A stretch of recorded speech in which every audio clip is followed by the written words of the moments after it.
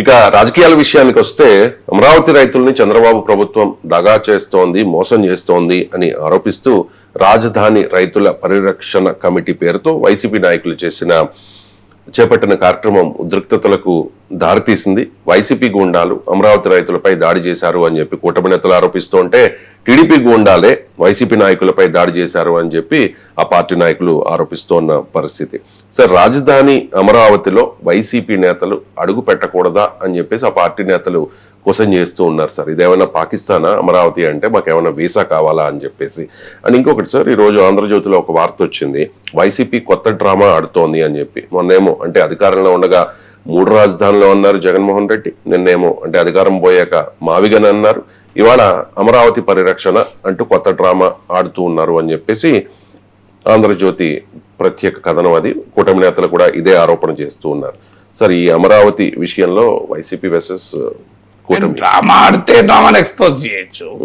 ప్రజలకు తెలియదు ఎవరు డ్రామాలు ఏంటి అనేది. పెద్దగా అయినా కూడా రాజకీయ డ్రామాలు రాజకీయంగానే ఎదుర్కోవచ్చు, తప్పేమీ లేదు. అంటే అమరావతికి వెళ్ళే హక్కు వైసీపీకి ఉందా? అమరావతిని పరిరక్షణ, అమరావతి రైతు పరిరక్షణ యాత్ర ఇది. రాజధాని పరిరక్షణ కాదు ఇది. అంటే వాళ్ళ పొలిటికల్ నెరేటివ్ లో రాజధాని పరిరక్షణ లేదు కదా. రాజధాని రైతు పరిరక్షణ యాత్ర చేపట్టారు. ఏదైనా కూడా they have a right to go. ఎందుకు అంటే ఇది ఇప్పుడే కాదు నేను చెప్పింది. నా స్టాండ్ ఇక వెంటనే మా ట్రోల్స్కి పండుగే పండుగ. జగన్ అమరావతికి వెళ్ళొచ్చని నాగేశ్వర్ అంటున్నాడు. నేను జగన్ అమరావతికి వెళ్ళొచ్చని కాదు, పవన్ కళ్యాణ్ తెలంగాణ కూడా పోవచ్చు అని చెప్పినారు. ఇక్కడే కూర్చొని మాట్లాడినప్పుడు గుర్తుంది మీకు, ఎన్నిసార్లు చెప్పాను తెలంగాణకు నాకు రాకూడదా అంటే, ఎందుకు రాకూడదు? ఖచ్చితంగా రావచ్చు.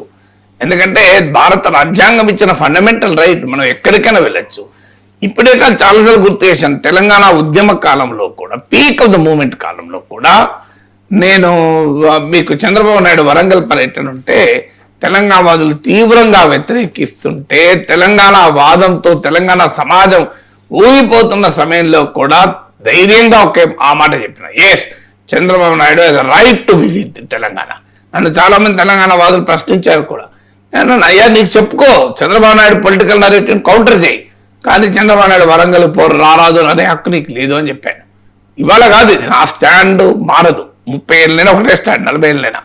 నేను తెలంగాణ ఉద్యమ కాలంలో 20 ఏళ్ల క్రితం చంద్రబాబు నాయుడు తెలంగాణ పర్యటనప్పుడు కూడా అన్నాను, తెలంగాణ అయినప్పుడు తెలంగాణ వాళ్ళు ఇదే స్టార్ట్ చెప్పారు. ఆయన 2 కళ్ళ సిద్ధాంతం, ఆయన తెలంగాణకు వ్యతిరేకం, ఆయన అసెంబ్లీలో తెలంగాణ పదాన్ని నిషేధించారు.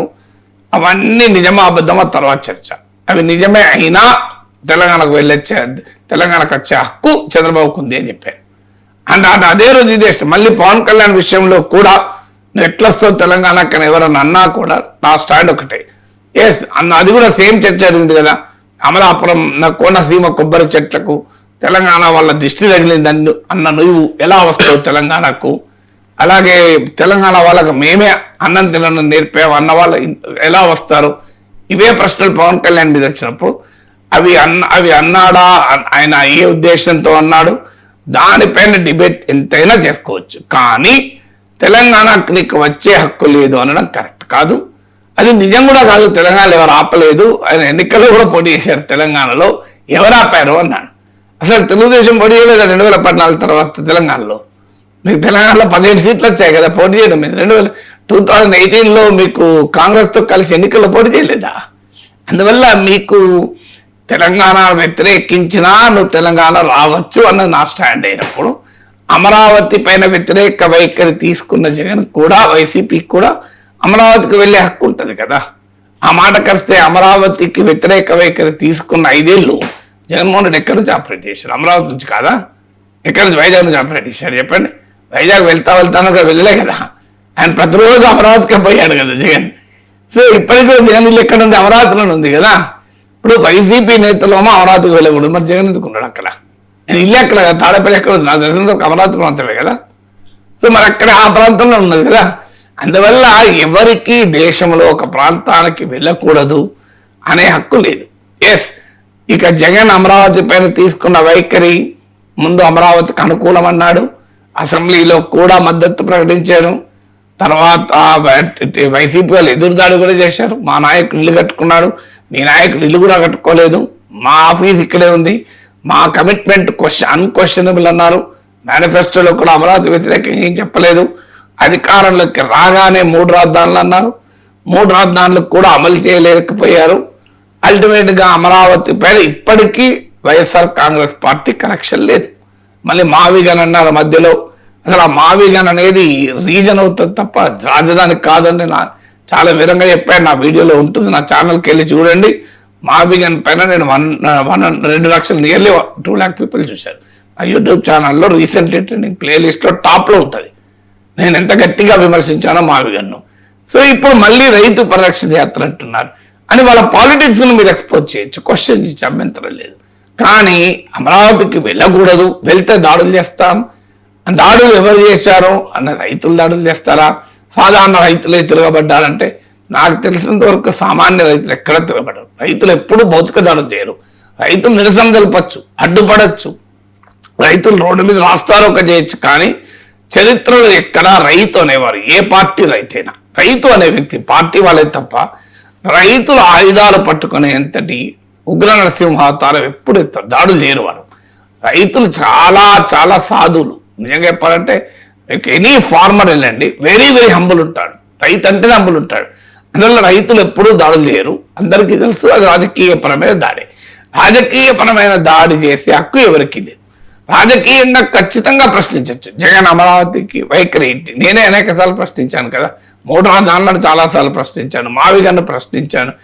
ఇప్పటికీ అమరావతి పైన జగన్కి ఒక స్పష్టమైన వైఖరి లేకపోవడం ఆయన చేస్తున్న పెద్ద పొలిటికల్ మిస్టేక్. మీకు ఫ్యూచర్లో కూడా ఆయనకు హాంట్ అయ్యేటువంటి పొలిటికల్ మిస్టేక్ ఏదైనా రాజధాని. ఇప్పటికీ రాజధాని అంశంలో ఒక క్లియర్ నరేటివ్ లేదు. మీరు పోనీ 3 రాజధానులు అమలు చేస్తా అని ధైర్యంగా చెప్పనని చెప్పు, అది చెప్పరు.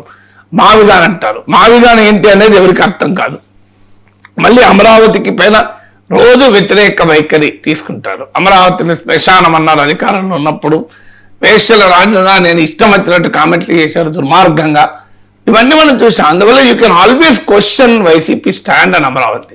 నేను కూడా క్వశ్చన్ చేస్తాను కూడా, కానీ వాళ్ళకి హక్కే లేదు అంటే అది అర్థం లేదు కదా. పోనీ వాళ్ళు వస్తున్న దేనికి వచ్చినా క్వశ్చన్ చేయకూడదు. వస్తున్న ఏంటి రైతుల అంశాలు అంటే ఏంటి, రైతులు వాళ్ళు క్వశ్చన్ చేస్తున్నారు కదా. రైతు నేను పొలం ఇస్తే నాకు ఎక్కడో చెరువులు ఇచ్చారు, కానీ రాజకీయ ప్రముఖులకు, రాజకీయ అధికార పార్టీకి సన్నిహితంగా ఉండే మీడియా యజమానులకు బ్రహ్మాండమైన స్థలాల్లో ప్లాట్లు వస్తున్నాయి. ఎట్లా వస్తున్నాయి మరి? దీనికి ఆన్సర్ ఉండాలి. ఇది క్వశ్చన్ జవాబుదా నాకు తెలియదు. ఈ క్వశ్చన్ అయితే ఉండాలి కదా. పేర్లతో సహా వచ్చాయి కదా, ఎవరికి వచ్చాయని క్లియర్ ఆరోపణ వచ్చింది కదా. ఇంకో పలానా రాజకీయ పార్టీకి సంబంధించిన వ్యక్తులు వాళ్లకు రోజు భజన చేసేటువంటి మీడియా వారికి వచ్చింది కదా అనే ఆరోపణ క్లియర్గా వస్తుంది కదా. మరి ఈ ఆరోపణ వచ్చినప్పుడు దీనికి ఆన్సర్ చెప్పాలి తప్ప మేము రానివ్వమంటే ఎట్లా? అది నిజం కాదు, నిజం కాదని చెప్పాలి. సింపుల్ థింగ్ కదా. నిజం కాదు చూపెట్టండి. ఇది వివక్ష ఏమీ లేదు, చాలా ధర్మబద్ధంగా, న్యాయబద్ధంగా, పారదర్శకంగా వచ్చాయని.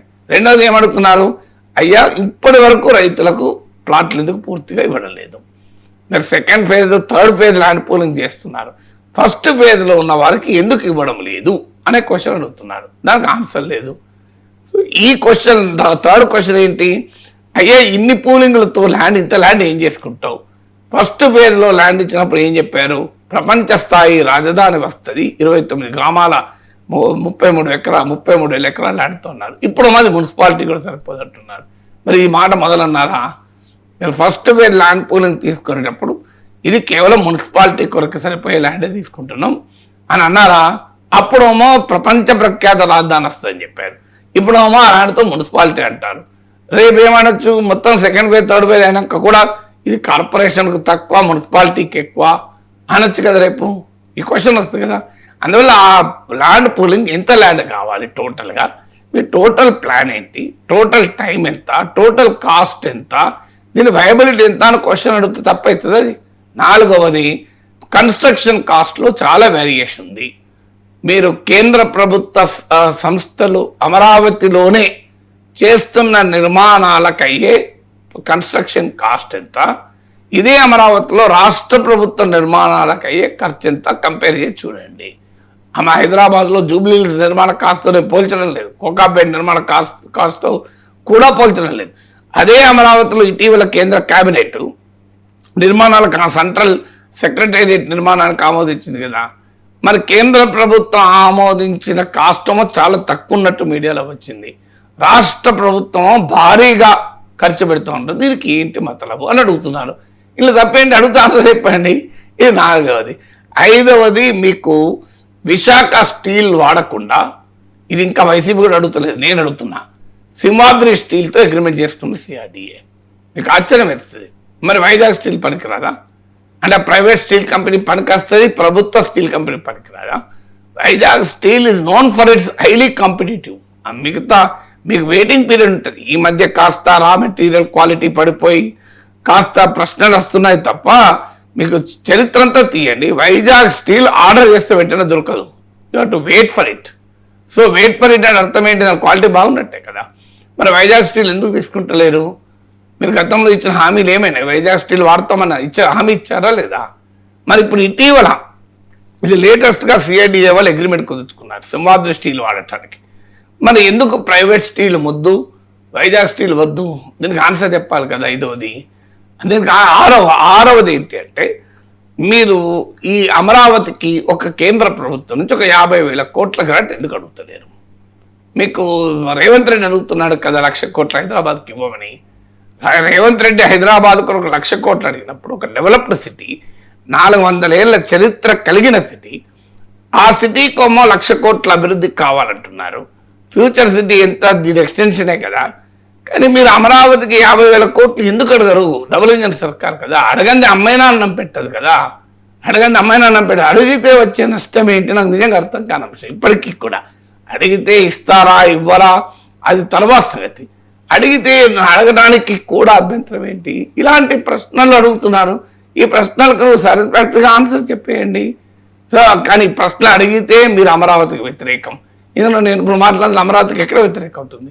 అమరావతి ఒక దివ్యమైన భవ్యమైన రాజధాని కావాలని మనసారా కోరుకుని అడుగుతున్నా ఈ ప్రశ్నలు. అమరావతి వ్యతిరేకం కాదు, హైదరాబాద్లో అడుగుతా. ఫ్యూచర్ సిటీలో కూడా రేపు రేవంత్ రెడ్డి మీ కన్స్ట్రక్షన్ కాస్ట్ అడ్డగులుగా పెట్టాడు అనుకోండి, ఖచ్చితంగా అడుగుతా. అయ్యా ఎందుకు ఇది అడ్డగులుగా పెడుతున్నావు అని. అడగడం ఎందుకు ఊరుకుంటాము? సో మీకు డెఫినెట్గా అడుగుతాం, అడగకుండా ఉండము. సో కానీ ఇది అడిగితే నేరం ఎట్లయితుంది? ఇది అడిగితే అమరావతికి వ్యతిరేకం ఎట్లయితుంది? అయ్యా ఆంధ్రప్రదేశ్ ఖజానాకు నష్టం కావద్దంటే అమరావతి వ్యతిరేకం అవుతుందా? నాకు అర్థం కాని అంశం ఏంటంటే